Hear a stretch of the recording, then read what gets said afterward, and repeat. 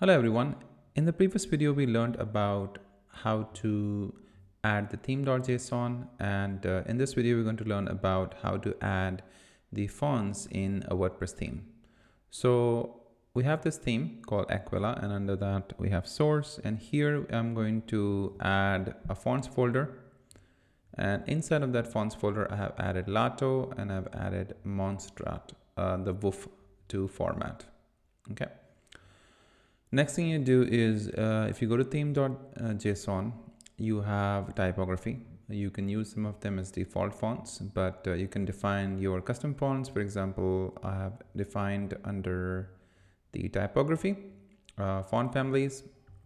I've defined the font family as Lato, sans serif, and then I've also given it a name like a body font slug, and the font face will be Lato.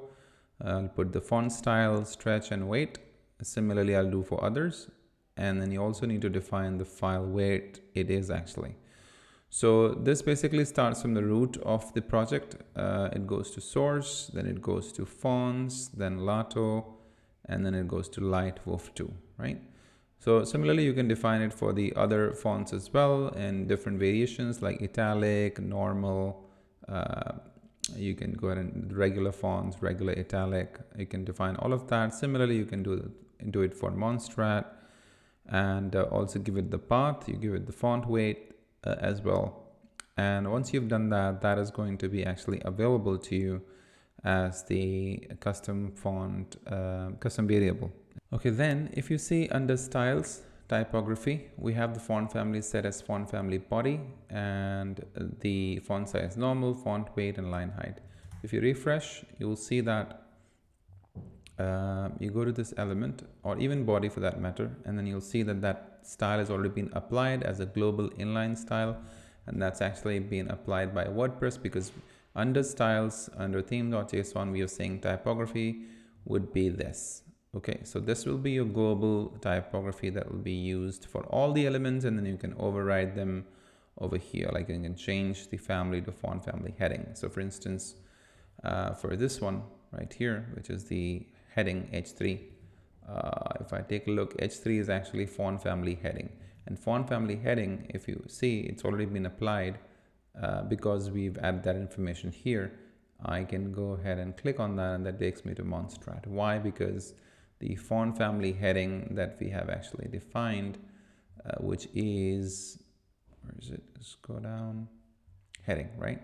The slug is heading, and Monstrat is what we've defined, and that's why you see that being applied. And that's really great, because that way you don't really have to apply the style through SCSS. You can do minimum work by defining it in the SCSS file, and more stuff can be defined in theme.json, because then it's easy to override. It's easy to basically use it into the child theme by overriding it.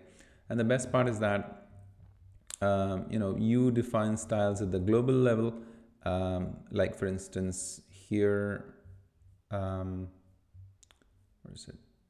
Yeah, this is at a global level, and then at an element level you can override them with a different font family or different styles, and similarly you can override the blocks as well.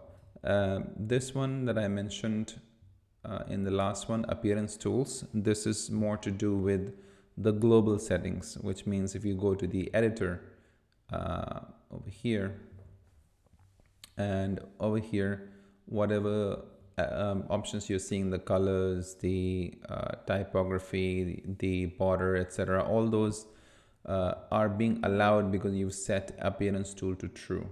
And then from the block, you can actually remove certain things. For instance, if you see here, I don't have the color option is grayed out, right? I only have background. And the reason for that is because if you go to the color, you have the text equals false. So we don't have the color option available because we don't want the editors to override the color of a text. I want it to come from the theme, right?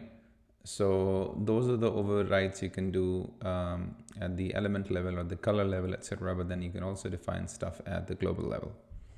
Excellent. I hope you did like the video. If you did, please give a thumbs up. Do subscribe to my channel, and I'm going to see you in the next video. Thank you very much.